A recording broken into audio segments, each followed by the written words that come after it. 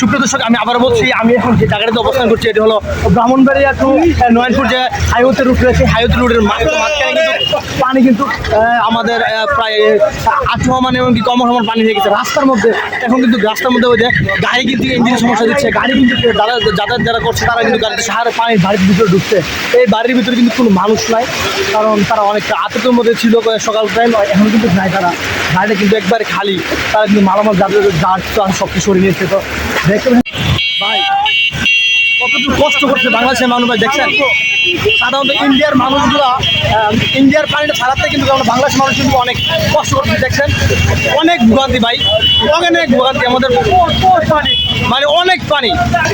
আপনারা জানেন বিভাগ যে ওষুধগুলো কিন্তু চাইতে পারছে না, অনেক কষ্টের মধ্যে আছে ভাই।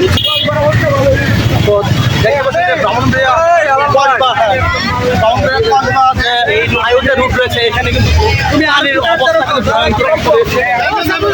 আমরা কিন্তু দাঁড়াতে পারছি না, দেখছেন যে আমরা দাঁড়াতে পারছি না। তো দেখছেন যে ওই বাড়িগুলোর অবস্থা দেখছেন কতটুকু তারা বিপদে আছে। আমাদের নয়নপুরবাসীর যারা বসত বাড়িতে যারা আছে তারা কিন্তু অনেক কষ্টে আছে।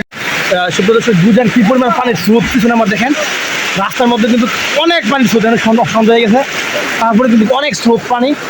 তো অনেকটা কষ্ট হচ্ছে মানুষের এখানে।